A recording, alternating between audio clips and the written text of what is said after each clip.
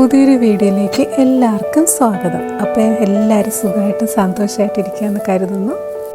എൻ്റെ തൊണ്ടയ്ക്ക് ഇച്ചിരി പ്രശ്നമുണ്ട്, അപ്പോൾ ഇച്ചിരി സൗണ്ടൊക്കെ പോയി കിടക്കുവാണ്. അപ്പോൾ ദയവായി ക്ഷമിക്കുക. അപ്പോൾ ഒരു ഈവനിങ് വ്ലോഗിലേക്ക് എല്ലാവർക്കും സ്വാഗതം. അപ്പോൾ ഇന്ന് വൈകുന്നേരം പ്ലം കേക്ക് ഉണ്ടാക്കാനുള്ള തയ്യാറെടുപ്പാണ് കേട്ടോ.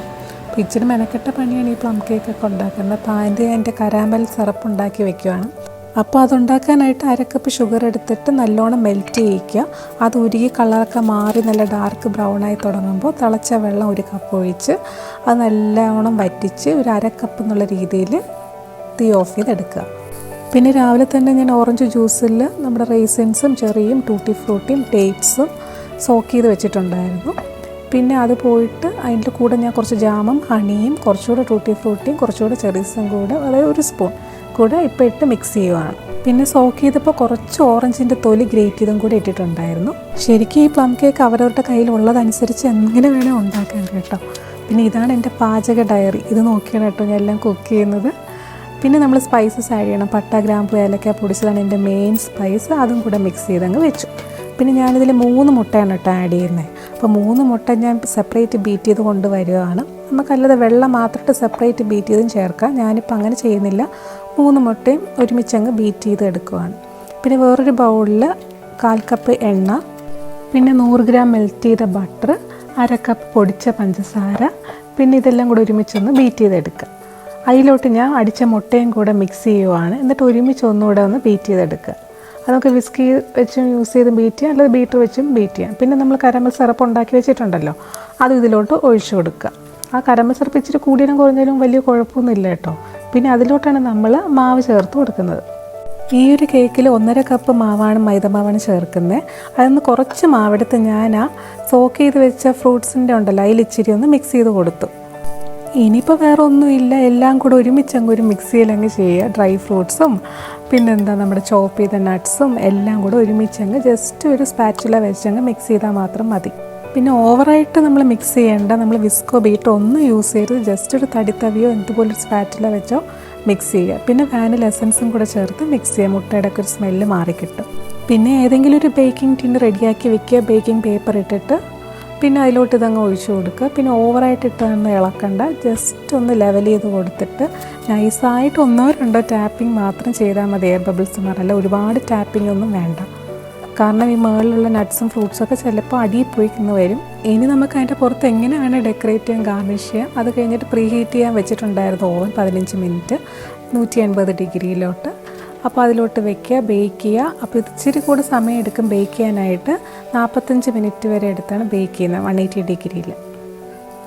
ഒരു അരമണിക്കൂറൊക്കെ കഴിയുമ്പോൾ വീട് മൊത്തം നല്ല മണമായിരിക്കും ഇതിൻ്റെ സ്പൈസിൻ്റെ ഒക്കെ ആയിട്ട്. അപ്പോൾ നമ്മുടെ കേക്ക് റെഡി ആയിട്ടുണ്ട്. അപ്പോൾ നമുക്ക് ഇഷ്ടമുള്ള രീതിയിൽ പുറത്ത് എന്തെങ്കിലുമൊക്കെ വെച്ച് കൊടുക്കാം. അപ്പോൾ ഞാനിപ്രാവശ്യം ഒരു സ്ക്വയർ കേക്കാണ് കേട്ടോ ചെയ്തിരിക്കുന്നത്. പിന്നെ ഇതിന് മുന്നേ പ്ലം കേക്ക് വാങ്ങിച്ചപ്പോൾ കിട്ടിയ ചില സാധനങ്ങളൊക്കെ ഉണ്ട്, അതൊക്കെ ഇതിൽ വെച്ച് ഡെക്കറേറ്റ് ചെയ്തു. പറയാതിരിക്കാൻ പറ്റത്തില്ല, സൂപ്പർ കേക്കായിരുന്നു. അത് നമ്മൾ അടുത്ത ദിവസമൊക്കെ വേണം ഇത് കഴിക്കാനായിട്ട്, എങ്കിലേ അത് സെറ്റ് ആവത്തുള്ളൂ. അപ്പോഴേ നമുക്ക് ശരിക്കുള്ള ടേസ്റ്റ് അറിയത്തുള്ളൂ. പ്ലം കേക്ക് ഇതുവരെ ഉണ്ടാക്കാത്ത ആരെങ്കിലും ഉണ്ടെങ്കിൽ തീർച്ചയായും ഉണ്ടാക്കി നോക്കണം കേട്ടോ. പിന്നെ കുറേ സമയം റെസ്റ്റൊക്കെ എടുത്തു, കമ്പ്യൂട്ടറിൽ ഫോട്ടോസൊക്കെ നോക്കിയിരുന്നു. പിന്നെ ഞാൻ പോയി ട്രീക്ക് ലൈറ്റൊക്കെ ഇട്ടു. വൈകിട്ട് നല്ല രസമല്ലേ ട്രീയിൽ ലൈറ്റൊക്കെ ഇട്ട് കാണാനായിട്ട്. പിന്നെ ഫ്രണ്ടിലുമൊക്കെ ഒന്ന് ലൈറ്റൊക്കെ ഇടും കേട്ടോ, അല്ലെങ്കിൽ തീരെ ഇരുട്ടായിട്ട് കിടക്കും. വെളിയിൽ ഒരു ലൈറ്റ് ഇടും. എന്നിട്ട് വെളിയിൽ കുറച്ച് നേരമൊക്കെ പോയി ഇരിക്കും, 5-10 മിനിറ്റ്. ഫ്രഷ് എയറൊക്കെ കിട്ടുമല്ലോ. പിന്നെ ഇപ്പോൾ തണുപ്പാണ്, അധികം നേരം ഇരിക്കാൻ പറ്റത്തില്ല. പിന്നെ വെളിയിൽ നമ്മുടെ പൂച്ചകളും ഉണ്ട്. അപ്പോൾ അതിനെയൊക്കെ ഒന്ന് കണ്ടിട്ട് ചെടിക്ക് വെള്ളവും കൂടെ ഒഴിച്ചിട്ട് വരും. അപ്പോൾ ഇതിനെ ആ പണിയും കൂടെ കഴിയുമല്ലോ. ഈ വിൻ്ററായപ്പോൾ ഇത്രയും കൂടെ ചെടികളൊക്കെ വെച്ചത്. അപ്പോൾ എന്തായാലും വെള്ളം ഒഴിച്ച് പരിപാലിക്കണമല്ലോ. അപ്പോൾ ഈ സമയത്താണ് മിക്കവാറും ഞാൻ ഈ ഫ്രണ്ടിലുള്ള ചെടികൾക്കൊക്കെ വെള്ളം ഒഴിക്കാറ്. ഞാൻ പിന്നെ ചെടികൾക്ക് വെള്ളം ഒഴിക്കുന്നതിൻ്റെ കൂട്ടത്തിൽ ഈ ലോണിനും കൂടെ വെള്ളം ഒഴിക്കും. അതും അത്യാവശ്യം കരിഞ്ഞൊക്കെ നിൽപ്പുണ്ട്, എന്താണെന്ന് അറിയത്തില്ല. കുറച്ചൊക്കെ അതിനും വെള്ളം ഒഴിച്ചു കൊടുക്കും. പിന്നെ സ്പ്രിങ്ക്ലറിൽ വെള്ളം ഇടുന്നുണ്ട് അവർ, എന്നാലും അത് മതി വരത്തില്ല. ഒരു നേരം ഇങ്ങനെയും കൂടെ വെള്ളം ഒഴിച്ചു കൊടുക്കും. കുറേ സൈഡിലൊന്നും പുല്ലില്ല കേട്ടോ, പക്ഷേ ഉള്ള പുല്ല് നമ്മൾ മെയിൻറ്റെയിൻ ചെയ്യാൻ നോക്കുവാണ്. പിന്നെ അകത്തുള്ള ചെടികൾക്ക് വെള്ളം ഒഴിക്കുമ്പോൾ തന്നെ അവിടെ എല്ലാം ആകെ ചെളിയാവും ഫ്രണ്ടിൽ കയറുന്നിടത്ത്. അതിപ്പോൾ ഒന്നും തോന്നത്തില്ല, പക്ഷേ അടുത്ത ദിവസം രാവിലെ ആകുമ്പോഴത്തേക്ക് അതെല്ലാം വൃത്തികേടായിട്ടായിരിക്കും കിടക്കുന്നത്. അപ്പോൾ ആരെങ്കിലും വന്ന് കയറിയാലും മോശമാണല്ലോ. അപ്പം ഞാൻ ആ ഫ്രണ്ടും കൂടെ ഒന്നങ്ങ് കഴുകി അങ്ങിടും പെട്ടെന്ന്. അപ്പോൾ എൻ്റെ കാലിലെ ചെളിയും ചെടിച്ചട്ടിന്ന് ഒലിച്ചിറങ്ങിയ മണ്ണും എല്ലാം കൂടെയായിട്ട് അവിടെ കാണും. അപ്പോൾ അതിന്ന് ഓട്ടിച്ചങ്ങ് കഴുകിയിടും. വലുതായിട്ടൊന്നും കഴുകത്തിൽ ജസ്റ്റ് ഒന്ന് അതങ്ങ് തേച്ച് കളയത്തേ ഉള്ളൂ.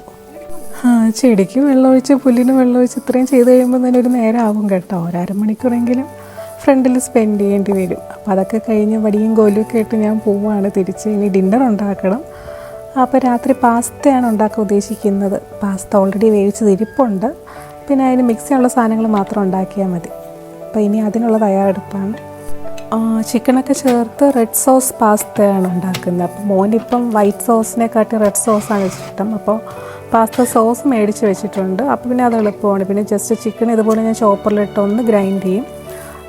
ജസ്റ്റ് ഒന്ന് ക്രഷ് ചെയ്തെടുക്കും. എന്നിട്ട് അതിലോട്ട് സവോളയും വെളുത്തുള്ളിയൊക്കെ ഇട്ട് അരിഞ്ഞതും കൂടെ ചേർത്ത് മിക്സ് ചെയ്ത് വേവിച്ചെടുത്തിട്ട് സോസും കൂടെ ചേർത്ത് മിക്സ് ചെയ്ത് എടുക്കുകയാണ് ചെയ്യാറ്. അപ്പോൾ അതിൻ്റെ ഇടയിൽ തന്നെ ക്ലീനിങ്ങും കൂടെ തീർക്കുന്നുണ്ട്, അല്ലെങ്കിൽ എല്ലാം കൂടെ കുന്നുകൂടും. പിന്നെ പാസ്ത ഞാനിതുപോലെ വേവിക്കുമ്പം കുറച്ച് കൂടുതൽ വേവിച്ച് ഫ്രീസറിൽ വെച്ചിട്ടുണ്ടായിരിക്കും. അപ്പോൾ അടുത്ത പ്രാവശ്യം എടുക്കാൻ എളുപ്പമാണല്ലോ. ജസ്റ്റ് ഒന്ന് ചൂടാക്കിയാൽ മാത്രം മതി. ബാക്കിയുള്ളത് മാത്രം മിക്സ് ചെയ്താൽ മതിയല്ലോ.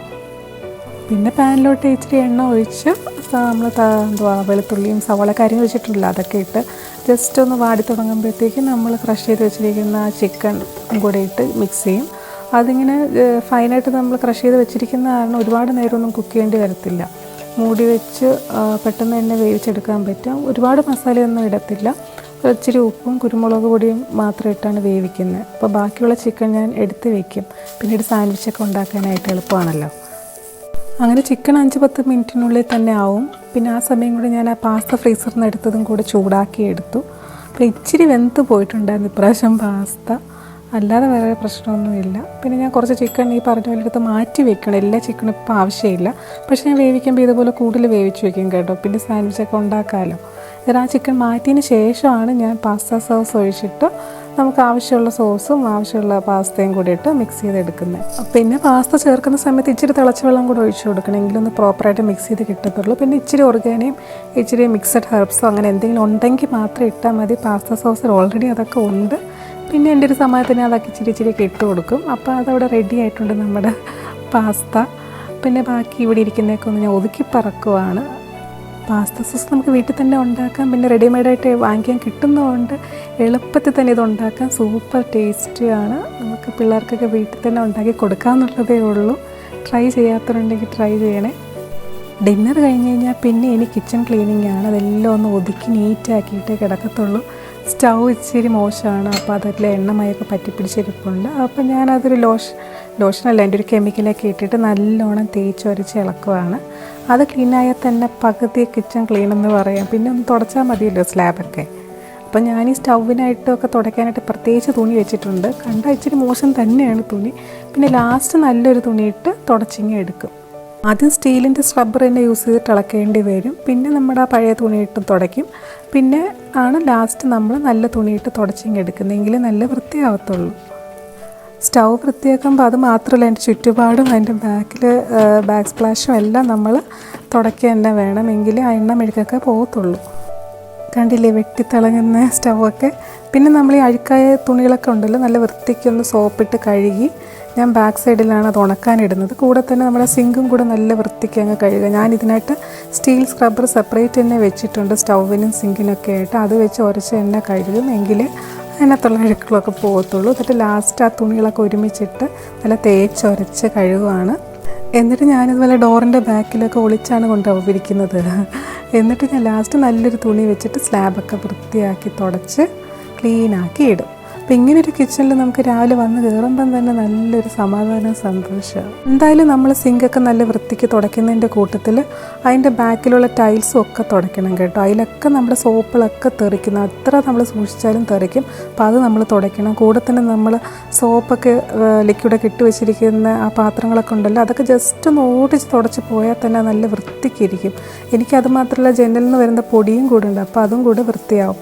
പിന്നെ വേസ്റ്റ് കളയണം. വേസ്റ്റ് ഇതുപോലെ ഞാൻ ചിലപ്പോൾ കൂടുതൽ വേസ്റ്റ് ഉണ്ടെങ്കിൽ ഉച്ചയ്ക്ക് ഒരു സെക്ഷൻ കളഞ്ഞിട്ടുണ്ടായിരിക്കും. പിന്നെ രാത്രി വേറെയും കാണും ഇതുപോലെ നമ്മൾ ഡിന്നറൊക്കെ കുക്ക് ചെയ്തിട്ടുണ്ട്. അപ്പോൾ അത് ഇതുപോലെ കെട്ടിയിട്ട് ഞാൻ വേസ്റ്റ് ബിന്നിലിടും. ഇന്നിപ്പോൾ ഞാൻ രാത്രി വീട് പുറത്തു കൊണ്ടേ കളയത്തില്ല, നാളെ കളയത്തുള്ളൂ. നമ്മൾ എന്നും രാത്രി ഒരു 15 മിനിറ്റ് ഇത്രയും ചെയ്താലുണ്ടല്ലോ നീറ്റായിട്ടിരിക്കും നമ്മുടെ കിച്ചൺ. പാറ്റയോ പല്ലിയോ ഒന്നും വരത്തില്ല. സൂപ്പർ ക്ലീനായിട്ടിരിക്കും. രാവിലെ വന്ന് കയറുമ്പം തന്നെ ഒരു പോസിറ്റീവ് എനർജി ആയിരിക്കും. അപ്പോൾ ഇത്രയേ ഉള്ളൂ ഇന്നത്തെ video. Thanks for watching. Bye bye.